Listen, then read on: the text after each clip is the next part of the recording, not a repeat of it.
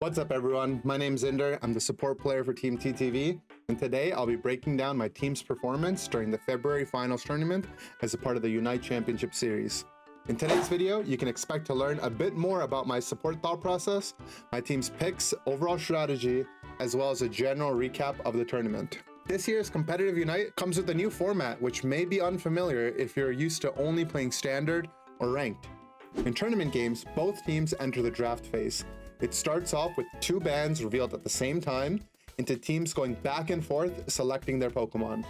Another major difference is teams cannot pick a Mon that has already been picked by the other team, which adds another element of strategy and skill to competitive Unite. For this tournament in particular, Sableye, Scyther, and Cramorant were pre-banned due to game-breaking bugs, as well as Comfey since it was freshly released. Another important part of the rule set is this year championship points actually matter. A win would be amazing today, but even just a top 3 or top 4 finish would provide us with a substantial amount of points to start off the season. So we come into the event well prepared and excited for the competition. With that out of the way, we begin our journey. After qualifying a week prior to the event, without dropping a single set, we were awarded the #1 seed and are set to face off versus the 8-seeded team, Team Ignorance. Ignorance is a team that, to my knowledge, has never participated in an official event before, and took North America by surprise by taking down some fierce competition in the qualifiers. If anything, this team should serve as an inspiration for you all looking to break into the competitive scene, as they simply just play the game on ladder. They stuck to their comfort picks and were able to break onto the main event. That being said, we did our homework versus this team and recognized a lot of their success revolved around Delphox. We used our ban to eliminate that Pokemon completely from both of our games against them. This allowed us to build a composition around picks we are very strong on, like Hoopa and Dodrio. The game plan versus this team, and most teams, was simple. Develop an experience lead by ensuring we win our lanes, don't lose our outer pads, and defend a point lead from ahead. Game 1, we execute according to plan and we come up with the win. Game 2, however, gets a little bit more difficult as we get caught off guard by some of their unique item choices. Primarily, their Sylveon. They're running Mystical Fire, which we've seen before, but they've accompanied it with a Salt Vest and a Potion, making it almost impossible for our special attackers to deal with it. This game, both the Pokemon we'd normally want to send to the jungle are special attackers, and to their credit, they send a Sylveon to invade that rotation of the jungle. We end up dying to it, 2 versus 1, and in competitive Unite, all you need is one mistake to open the door and develop an early game lead, which is what ends up happening to us after we chase down the raid boss Sylveon. We end up getting knocked out by their Glaceon afterwards as well, and things aren't looking too great. We recognize that we need to slow the game down, we're on the back foot, so we stay calm, find openings where we can. We do end up winning the game despite losing Rayquaza, but we do a good job timing out the game, making sure that we're in the lead, and they can only get one cap off of Rayquaza. They don't have enough time to score. We end up taking the win there. Next up, we're against Amaterasu, or ASU for short. Our preparation for this team was to eliminate Zoroark and focus on getting strong picks like Hoopa, Slowbro, or Dodrio again for ourselves. Play the early game strong, and we develop a huge lead going into Rayquaza for game 1. Unfortunately, we make a bad call to push on their outer goal in the late game. We lose 2 Pokemon, and because they have a Decidueye and a single strike or Shifu, they take advantage of that, flip the Rayquaza with the superior last hit, and end up stealing away the game. Game 2, we decide to steal their comfort pick Decidueye. They build a composition around Blissey and Greninja, and in the draft phase, I recognize it's my job as Eldegoss to turn the tide on when they look for that engage. For that reason, I elect to switch off of my Rapid Fire Scarf, which has proven to be a very strong item for Eldegoss, and I put on the Buddy Barrier. My goal is to counter their engage. Whenever Blissey or Greninja want to unite in, I'll unite and be able to protect my backline. And Eldegoss does a great job. They look to make an engage on a Decidueye in the late game. We're able to counter it, and at the same time, they're looking to take down Rayquaza once again. This time, we're better prepared. We've got a Slowbro. Use that Slowbro Unite to lock down the Urshifu, and our Glaceon ends up getting the steal, and we win game 2. Going into game 3, ASU bans Dodrio, which is a big part of our early game win condition. We continue with our Zoroark ban because we know they're very comfortable with it, and we play around Decidueye. We take Blissey to ensure they can't try that combo again with Blissey and Greninja, And that being said, this game is incredibly close once again. The fight goes on for too long at Rayquaza, and just like the last two games, Rayquaza does end up being the deciding factor.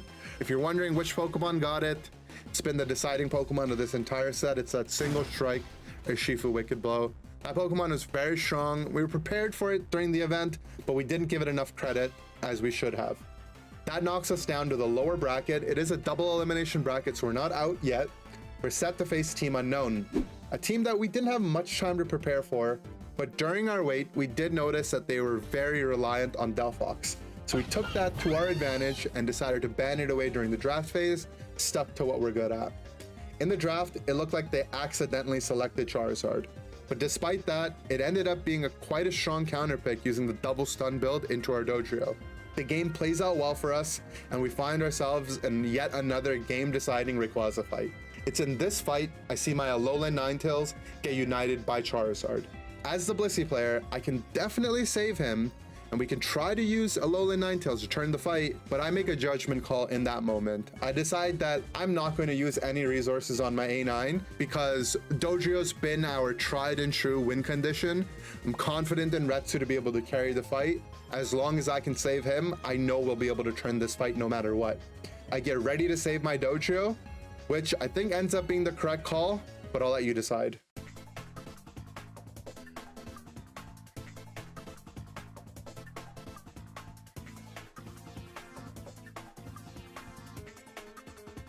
Got your next, buddy. Oh my god! Where's my medic?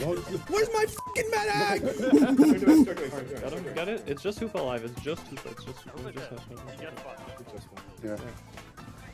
Game 2, we lose our Dodrio to a ban on their end, but we decide enough is enough. We need to start picking that single striker Shifu after we already lost a set to it. We put Decidueye and Power Up Punch Lucario beside it, giving us a superior last hit whenever we decide to get to Rayquaza. And we get a couple picks in the late game, knowing we have that trio that can comfortably last hit and they don't have anything to match. We go for it, we get the Rayquaza, a comfortable 2-0 victory, where we're set to face Ignorance once again in the lower bracket. With our new confidence in our Urshifu, we end up taking a decisive game 1 victory against them. We hadn't used our Urshifu in the set earlier, and they might have thought that we don't either play the Pokemon or they weren't ready for it, but we're absolutely there and we're ready to take down whatever came our way. Game 2 goes a bit more shaky, but once we know we're in the lead at 2 minutes, we play very safely, not allowing them to score or find any picks on our team. And since they have to make the first move, we just wait it out until they find themselves forced to hit Rayquaza. We take the fight, we win the fight, win Rayquaza, putting us up 2-0 and advancing us into the lower bracket finals. This is where we face off against ASU once again, the team that knocked us down to the lower bracket in the first place. Game 1, we stick to our old plan, remove Zoroark, and despite beating them earlier in the tournament when they had the Hoopa and the Urshifu, those two picks together proved to be too difficult to take down. See, the Hoopa can make a portal, send the Urshifu home, and the Urshifu can't get stopped. Their Wicked Blow provides them with Unstoppable, with damage reduction. They can always guarantee to take that portal back. They've got picks like Blastoise that can use their Rapid Spin in a similar fashion, and we're not able to confirm any kills, and the game is just too difficult for us to close out. Game 2, we make an adjustment. It's time to eliminate Hoopa from the draft. The game goes so much better for us once we do that, and we start to realize that we can do this. We'll be able to make a comeback from the lower bracket. I'm feeling really confident with our chances. Our draft is looking good. I feel like we've got their number. We've started to remove some of their key picks like Decidueye, take it for ourselves. And with that being said, we load into game 3, take out the Hoopa. We get both the Urshifu and the Decidueye picks for ourselves. With Retsu playing incredibly on Dodrio in this tournament, we get him the Dodrio, and we've got all our comfort picks. Everything we could want in this tournament, we've got it locked down. And in the last 3 minutes, we find a pick on their Blissey. They're out of position in our jungle. We take down their Blissey. After that, Gardevoir is at the bottom objective, isolated. We find a pick onto them. We're not celebrating yet because we still have to finish out the game, but the game is in our hands and it's in our position to win. But the sizable lead going into the end of the game, we've got the superior picks to last hit the Rayquaza and the perfect position to capitalize for a win. We're feeling really good.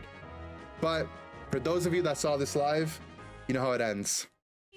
Regirock is here with 12 seconds for the Rayquaza. This team... Hold on, did Regirock just take out Dodrio? Regirock the MVP of Amaterasu? Oh my still gosh! spawning. Regirock gets the best of us, and our Dodrio ends up going down for free.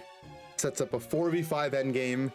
Just probably still winnable, but the disadvantage proves too much, and unfortunately our tournament run is cut a bit short.